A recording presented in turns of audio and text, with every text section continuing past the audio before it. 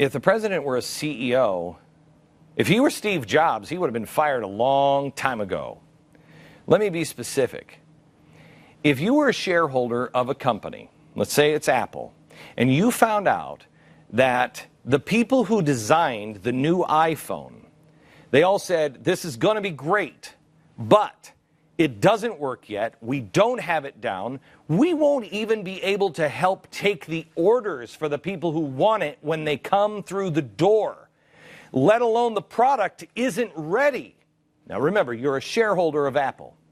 And then you found out after they launched it, and people had to wait in long lines to buy it, and it didn't work. And you find out that Steve Jobs said, I don't care what you think. I'm not compromising. We're not stopping it. You put it on the market. Would you have sold your stock or showed up to a stockholders meeting and said, I want some answers here? You see, the president isn't Steve Jobs, and the government isn't Apple. Steve Jobs constantly making products better. They started with the Macintosh in 1984. Then came the iMac, and then the big boom with the iPod, then the iPhone, then the iPad. That's what we like to call progress. Now, if governments would make that kind of progress, I would call myself a progressive. But governments don't do that. Individuals make that kind of progress. Businesses make that progress. They do it in something called the free market. The free market created iPads. Progressives create nightmares. Obamacare is one of them. The president has taken a company, let's say healthcare was a company that 82% of its customers, 82% of Americans were happy with the American healthcare system. So while it wasn't perfect, I mean, occasionally you had to go to the Genius Bar on occasion, but by far and away, it was one of the best products in the world for healthcare. In the healthcare market, we were the Apple. Now the new CEO comes in and he dumps it. Instead of saying, okay, wait a minute. There's some things that we need to fix. Instead, he dumps it. Okay, why? Well, it costs so much money. Well, yeah, there's a couple of reasons for that. One, we have progressive laws that don't allow any kind of competition at all. They've made it impossible for competition to exist between states. So the free market system with the insurance company has been cut out. That leads to trouble and higher cost. If you're really a businessman, that's what you would say. But also you would say, yes, but have you noticed we have gone from the Macintosh to the iPhone? It's design alone. Progress. Look at the difference between the two. Of course it is worth more money. The cost of our health care has gone up for the two reasons. One, the government won't get out of the way. And two, we have the best health care system in the world. I mean, shouldn't we celebrate once in a while that we're still not using leeches to draw blood, mouth gags, skull saws, and amputation knives like they are in some parts of the world? There's a reason why people, even dictators, fly from all over the world to come here for the best medical treatment. We have the best doctors because we also have we've fostered innovation. And we have mostly left the free market system to work because 82% of us said it was good. But our new CEO, who is completely out of control egomaniac, comes in and trashes the entire system and replaces it with one that everyone said, even the architects, will fail. So it's not people who hated it, it's people who designed it. And now we're having embarrassing computer meltdowns, and it is kind of funny to look at it and laugh. But I ask you tonight, will we be laughing when we are all standing in line an average of 4 hours in emergency rooms like they do now in Canada?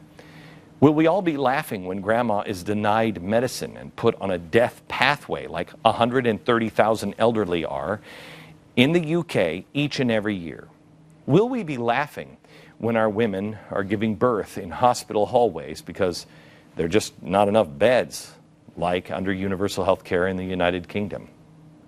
Will we be laughing when patients are literally dying of thirst, left stranded, and so deprived of care that they are drinking drops of water out of hospital plants like they are in England? Will we be laughing when there is a lack of treatment options because they're deemed to have poor cost effectiveness?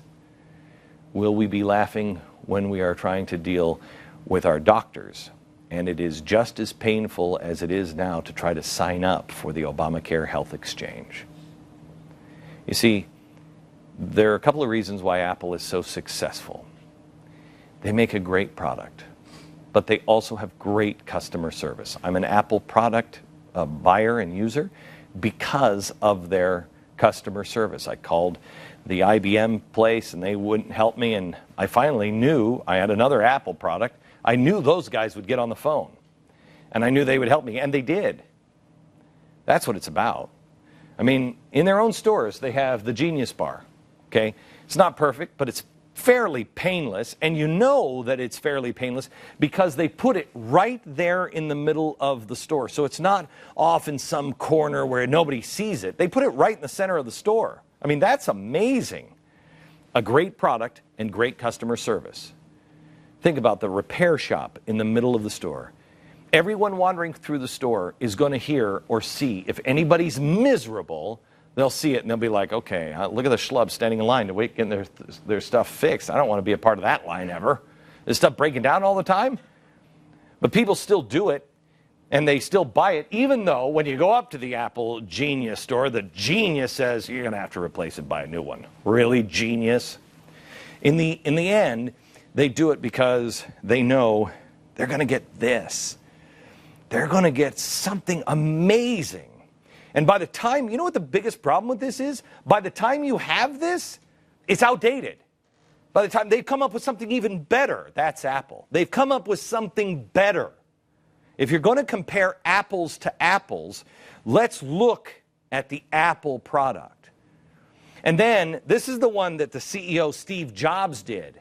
But if Barack Obama were the CEO, here's what your product would look like. This is the iPhone that he would be selling you. He'd be like, oh, hey, it's not really this, Mr. President. No, it's got buttons and everything else. It's got the look. It's cardboard. We launched a product that we knew would be a failure. And the architect, the designers told you it wouldn't work. But the promise is that once the cardboard one is finally up and running, it will be, no, it'll never be this. This is the free market. It'll never be this. But all of us won't have this. This was just to get it started. Don't pay attention to the cardboard one. It's not going to be like this. When it gets started, everybody will have access to a cell phone like this. It's fantastic. Everyone will have one. See, the buttons are right here, so you can call somebody, and it doesn't really, I mean, this one fits in your pocket, and we couldn't figure that one out. But everybody's going to have this. Let's compare apples to apples. This is President Obama's. This is Steve Jobs. The president is the worst CEO in human history. He doesn't understand how the free market works. He despises the free market. He doesn't understand the laws of supply and demand. The free market and the law of supply and demand brought us from this to this, not the government. Yes, Steve Jobs did build this. Barack Obama is building this, and it's a guaranteed economic train wreck. One piece of advice for our CEO. Think different.